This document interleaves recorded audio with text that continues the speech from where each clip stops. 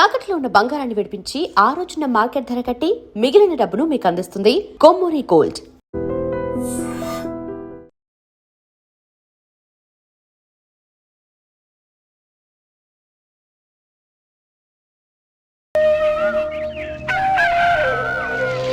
ఒరే పిల్లలు లేవంట్రా, పొద్దెక్కింది. స్కూల్కి వెళ్ళరా. కాకిగోల ఈ ముసలమ్మ కాసేపు పడుకునేది కదా. ఒరే గోపాలం, విన్నావా? వీళ్ళు నోటికొచ్చినట్టు అవుతున్నారు. నేను ముసలిదాన్నంట, నాది కాకిగోలంట. అబ్బా, ఇప్పుడు వాళ్ళు ఏమన్నారే? నువ్వు ముసలిదానివి కాదా? నాకే నువ్వు నానమ్మవి, వాళ్ళు పసిపిల్లలు. ఒరే, మీ అన్నదమ్ములంతా కలిసి నన్ను చాలా ఇన్సల్టింగ్ చేస్తున్నారు. ఇప్పటికీ కళ్ళజోడు లేకుండా నేను సూదిలో దారవేకించగలను తెలుసా? కానీ మనుషుల్ని గుర్తుపట్టలేదు. చూసావరా? నువ్వు ఊరుకోవే. ఊరుకుంటారులే. లేవండ్రా. గుడ్ మార్నింగ్ అన్నయ్య. Good morning. గొప్ప అన్నదమ్ములు. ఈయన గారి ముఖం చూస్తే గాని వాళ్ళు లేవరు, వాళ్ళు లేచేదాకా ఈయన గారు లేపరు. రేయ్, ఈ రోజు నుంచి మీరు వేపులతో పళ్ళు తోముకునే అవసరం లేదు. మరి బొగ్గు కచ్చికితో తోముకోవాలా? కాదు నానమ్మా, బ్రష్ పేస్తో. రేయ్, ఈ బ్రష్ నీకు, ఇది నీకు, ఇది నీకు. లెండెన్ వెళ్ళి మొహాలు కడుకుందాం. ఒరే గోపాలం, ఏమిటమ్మా? ఆ పేస్ట్ బ్రష్ ఎంతరా? 20 రూపాయలే నానమ్మా. ఎందుకురా నువ్వు కష్టపడి సంపాదించిన డబ్బులంతా ఇలా తగలేస్తావు? ఏ వేపుల్లలతో తోముకుంటే పళ్ళ రిగిపోతాయా? చిన్న పిల్లలు కదా నానమ్మా. అయినా నేను సంపాదించేది ఎవరి కోసం? నా తమ్ముడు కోసమే కదా. చూడరా, నా బ్రష్ ఎంత నొరగొస్తుందా? ఏం కాదు, నా బ్రష్ ఎక్కువ నొరగొస్తుంది. కావాలంటే చూసుకో.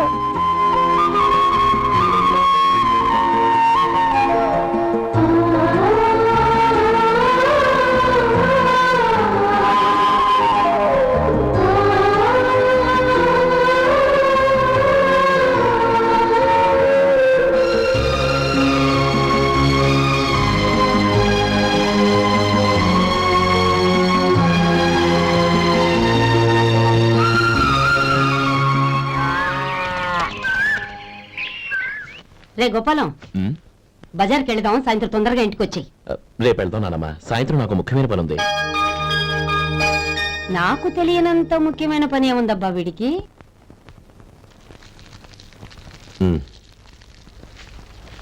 అరే చెప్పడం మర్చిపోయాను, ఇంట్లో బియ్యం నిండుకున్నాయిరా. ఈ పూటకున్నాయిగా, ఆ. సాయంకాలం వచ్చేప్పుడు తెస్తాను. అలాగే. సరే, చిన్నాళ్ళిద్దరు టైంకి స్కూల్కి వెళ్ళారా? వెళ్ళారు. ఆ గోపిగాడికి స్కూల్ దూరం అయిందంట్రా. రోజు నడవలేకపోతున్నాను, కాళ్ళు లాగుతున్నాయి అంటున్నాడు. వాడికి సైకిల్ కావాలంట్రా. వాడు వెళ్ళి ఎంతసేపు అయింది? ఇప్పుడే. రే, ఎక్కడికి? కాఫీ తాగి వెళ్ళరా. రే తమ్ముడు, రే గోపే, ఆగు. ఏంటన్నయ్య? స్కూల్ బాగా దూరం అయిందిరా. అవునన్నయ్య. కాళ్ళు అవుతున్నాయా? పర్లేదన్నయ్య. సరే, ఓ పని చెయ్యి, నా భుజాల మీద కూర్చో, నేను తీసుకెళ్తాను. అబే వద్దన్నయ్య, ఎవరైనా చూస్తే బాగోదు. ఏంట్రా బాగోదు? నా తమ్ముడిని నేను మోస్తే ఎవరికి రా ఇబ్బంది? దా కూర్చో, దా కాలు పెట్టు.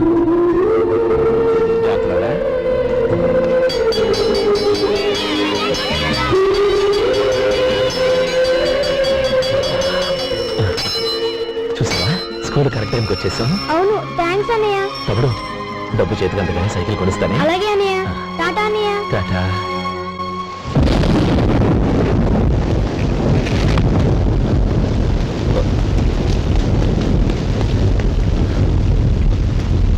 నానమ్మా, చూడరా, ఇల్లంతా కారుతోంది. కప్పించమంటే అదిగో ఇదిగో అన్నావు, ఇప్పుడు అర్ధంతరగా ఈ వర్షం పట్టుకుంది. పిల్లలు ఎక్కడ పడుకుంటారు ఏంటో నాకేం అర్థం అవటం లేదు.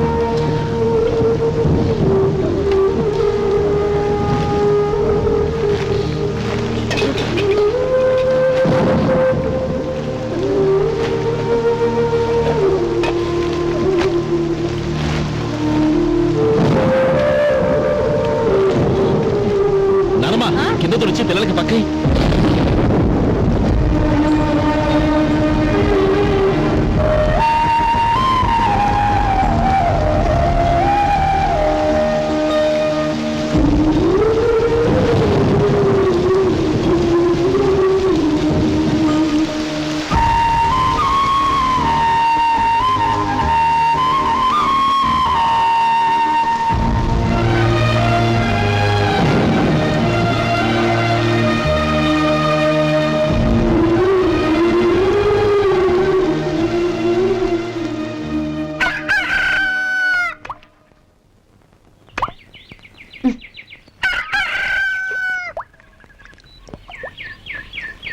ఒరే గోపాలం, తెల్లవారు ఇలాగే ఉన్నావా? ఒరే, గత జన్మలో నువ్వు వీళ్లకు రుణపడి ఉన్నావు, లేక వచ్చే జన్మలో వీళ్ళు నీకు రుణపడి ఉంటారో తెలీదు గాని నీలాంటి అన్నను నేను ఎక్కడా చూడలేదురా. రక్త సంబంధానికి రుణాలేంటున్నానమ్మా. అన్నట్టు చెప్పడం మర్చిపోయానురా. లక్ష్మీపతి మనందరినీ ఇవాళ సాయంత్రం వాళ్ళ ఇంటికి రమ్మన్నాడు. రండి రండి. ఏంట్రా ఉన్న పడంగా అందరినీ కట్టకట్టుకొని రమ్మని పిలిచావు? ఏంటి విశేషం? ఏం లేదమ్మమ్మా, రేపు మంచి రోజు. నా చెల్లెళ్ళకి నీ తమ్ముడికి నిశ్చితార్థం ఏర్పాటు చేశాను. అంచేత ఈ రాత్రికి మీరు ఇక్కడే భోజనాలు చేసి పడుకుంటే రేపు పొద్దున్న ఆ కార్యక్రమం కాస్త పూర్తి చేసుకోవచ్చు. బావా మరీ అంత ఈ హడావిడి విషయంలో నువ్వే మాట్లాడొద్దు. నిన్ను అడిగితే నీ తమ్ముళ్ళ పెళ్లిళ్ళయ్యాక చేసుకుంటానంటావు. ఈలోగా నా చెల్లెలు ఇదిగో ఇలా అయిపోద్ది. ఏంటి? అందుకే నేను ఈ నిర్ణయం తీసుకున్నాను. రేపు తెల్లవారుజామున మంచి ముహూర్తం ఉంది. ఆ ముహూర్తానికే నిశ్చితార్థం, అంతే. అది ఇంకేం? రాధా, నీకిద్దరు పిల్లలు పుడతారు, ఓ పాప ఓ బాబు. అదేం కుదరదు, నాకు 10 మంది కావాలి. ఆ? అవును, ఇల్లంతా ఎప్పుడు పిల్లలతో కలకల్లాడుతూ ఉండాలి. 10 మంది సరిపోతారా? అన్నయ్య అన్నయ్య, అర్జెంట్ గా పాస్కి వెళ్ళాలన్నయ్య. కింద బాత్రూమ్ ఉంది, వెళ్ళు. అక్కడ కనిపించలేదు అన్నా. కిందకెళ్ళి వెతుకో, అదే కనబడుతుంది. అన్నయ్య అర్జెంట్ అన్నయ్య, నువ్వు తీసుకెళ్ళవు. అబ్బబ్బబ్బా, విసిగించుకో, ఇక్కడి నుంచి వెళ్ళు. నువ్వు ఉండు రాధా, పదమ్మా నేను తీసుకెళ్తాను.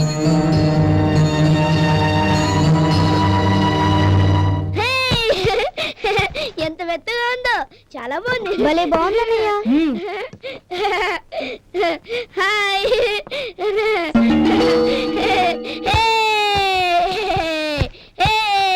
అయ్యో నా మంచం, నువ్వు వెక్కి తొక్కడానికి నా మంచం దొరికిందా? దిక్కెందుకి? అయ్యో నా పౌడర్.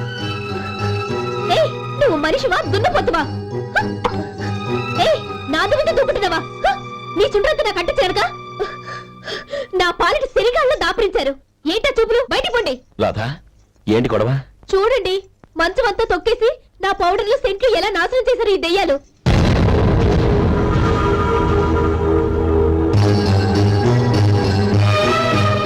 తమ్ముళ్ళు రండి, బయటికి వెళ్ళి ఆడుకుందరు గాని.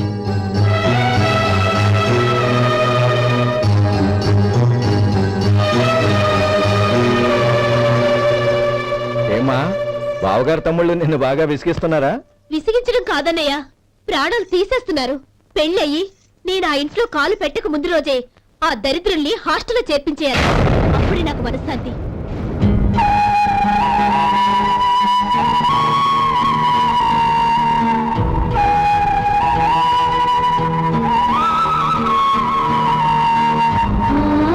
పెళ్ళయి నేను ఆ ఇంట్లో కాలు పెట్టక ముందు రోజే ఆ దరిద్రుల్ని హాస్టల్లో చేర్పించేయాలి. అప్పుడే నాకు మనశ్శాంతి.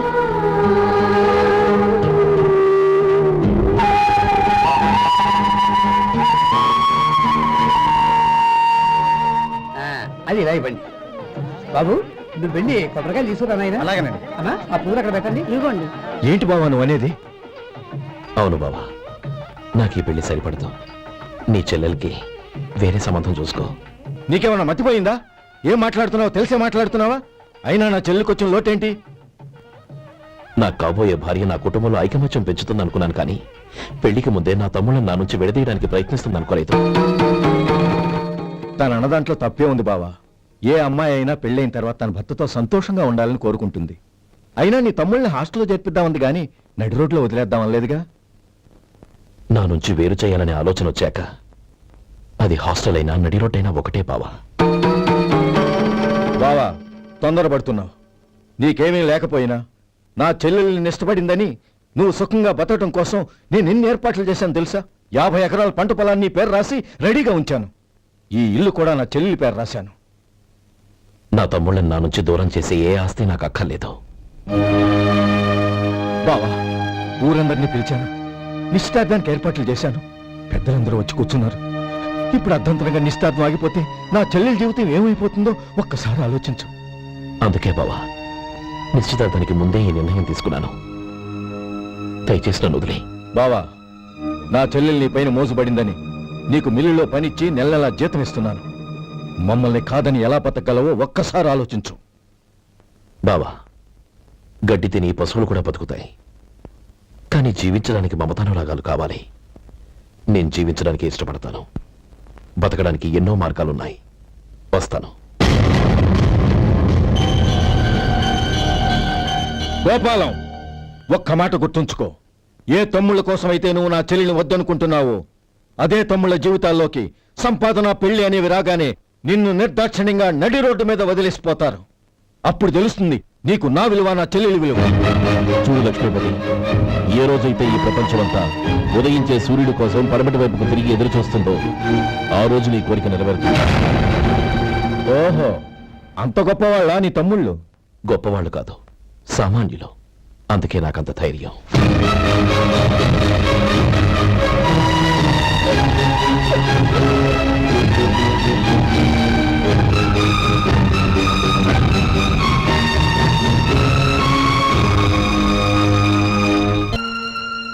ఈ పన్నా చిన్నదండి, 3 చొక్కాలే అవుతాయి.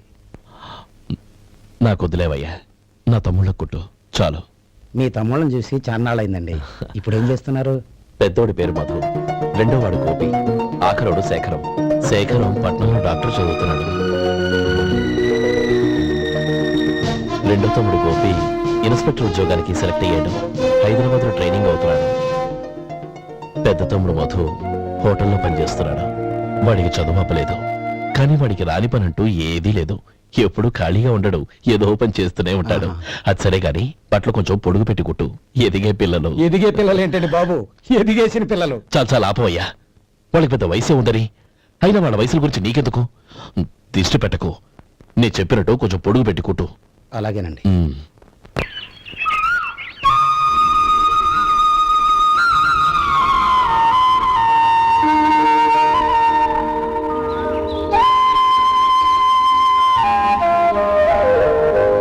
ఒరేయ్ గణపతి, నిన్నేరా? పండక్కి నీ కూతురు అల్లుడు వచ్చారా? చెవిటి వెదవని చెవిటి వెదవ, వీడికి ఏమన్నా వినిపించి తావదు. నానమ్మా, ఆ వెళ్ళేది గణపతి కాదే, పెరుగమ్ముకునే మంగ. అవునా? నెత్తి మీద ఒక కొండెట్టుకొని చావచ్చు కదా. నువ్వు కళ్ళజోడు పెట్టుకోవచ్చుగా. ఏరా, కళ్ళజోడు పెట్టుకోకపోతే నాకు కనపడదు అనుకుంటున్నావా? ఆ. అంటే నాకు వయసు అయిపోయిందని దెప్పి పడుతున్నావన్నమాట. ఇందులో దెప్పడానికే ఉంది. నువ్వేమన్నా పడుచుదానివా? 30 ఏళ్ల కిందట నేను పడుతుందాన్ని. అదే అదే మరి చెప్పు. వదులు, నేను కూర్చోగలను. సరే సర్లే, నీతో నాకు గొడవెందుకు కానీ. తమ్ముళ్ళేరి?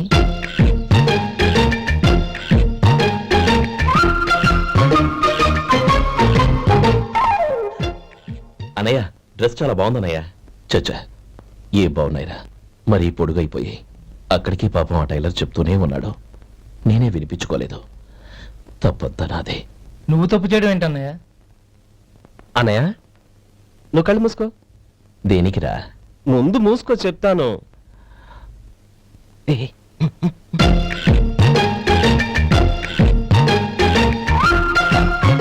అన్నయ్య, ఇప్పుడు చూడు, ఇది లేటెస్ట్ స్టైల్ అన్నయ్య. అవునన్నయ్య. సరే, అమ్మా నాన్నలకి దండం పెట్టుకుని బొట్టుంచుకోండి. అలాగే అలాగే అన్నయ్య.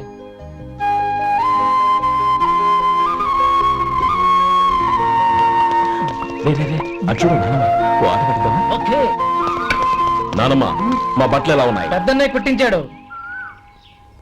ఏంట్రా, వాడికి ఏమన్నా మతిపోయిందా? ఇంత కుర్చగా కుట్టించాడేంటి? ఎదిగే పిల్లలకి కథ పొడుగు పెట్టి కుట్టించొచ్చుగా. ఏమైందిరా? ఇప్పుడు చూడు.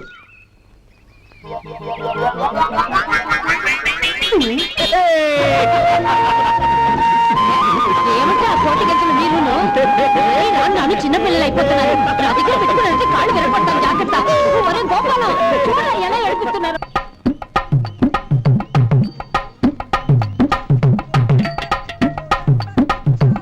అమ్మా, ఏమేంట్రా బాబు, బాబు ఒళ్ళంతా తడిసిపోతుంది. నాయన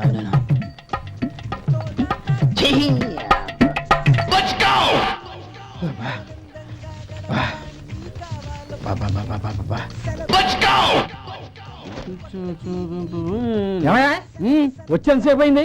ఏం కావాలి ఏంటని అడగరా? ఏంటి వేళాకోళంగా ఉందా? నీ కట్టిగా సర్వర్లా కనపడుతున్నా? అయ్యో క్షమించండి, పొరపాటు అయిపోయింది. మీరు టిఫిన్ చేయడానికి వచ్చారా? తిన్నారు కదా, అలా జరగండి. రండి బాబు, వచ్చి కూర్చోండి. నేను కూర్చుంటే క్లీనింగ్ కూడా చేస్తాడు. ఎవడెవడో తెలియదు, ఏంటో తెలియదు. ఏంటో రాను రాను జనానికి కామన్ సెన్స్ లేకుండా పోతాం.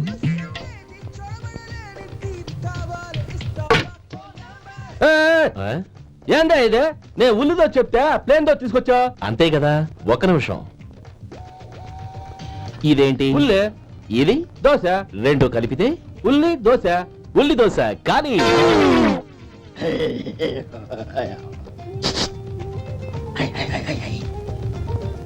ఏం మావా? అది అలా ఉండాలి. గోల్డ్ అంత ఆయిల్ షో అదే మెయింటైన్ చేయాలి. అదే మెయింటైన్. గురువు గారు, ఏంది? నీకు మీ హోటల్ కు మేమిద్దరం ఇంత ఆదా చేస్తున్నాం కదా, నాకో 50 తనకో 100 జీతం పెంచొచ్చు కదా. ఏం నువ్వు మాట్లాడేది? అవతల వెళ్ళి ట్రైనింగ్ తీసుకోలేదా? వెళ్ళు. నువ్వేందయ్యా సప్లై చేసుకో, ఎక్కడ చూసావు? వెళ్ళిపో. అమ్మా ఛాన్స్ దొరికితే సార్ జీతం పెంచు ఎక్కేస్తారు. నాకు బొచ్చే పెరగట్ల, మీకు జీతం ఎందుకు పెంచేది? అమ్మో నా బొచ్చు. ఇదిగోరా నువ్వు అడిగిన డబ్బు. నువ్వు చేసిన సాయం జన్మలో మర్చిపోలేను. కాపురం ఉంటున్న నీ ఇంటిని తాకట్టు పెట్టి నన్ను నమ్మి ఈ డబ్బిచ్చావు. నీ రుణం ఎలా తీర్చుకోగలను? లే, ఇందులో ఏముందిరా? అంతగా రుణం తెచ్చుకోవాలనుకుంటే నీ కూతురు గౌరీని నా తమ్ముడు మధుకిచ్చి చెయ్యి. దానికి మేమెంతో అదృష్టం చేసుకుని ఉండాలన్నయ్య. మధు, రేపు నేను ఊరెళ్ళిపోతున్నాను కదా, నాకు ఇష్టమైన మట్టి గాజులు కొనిపెడతావా? అలాగే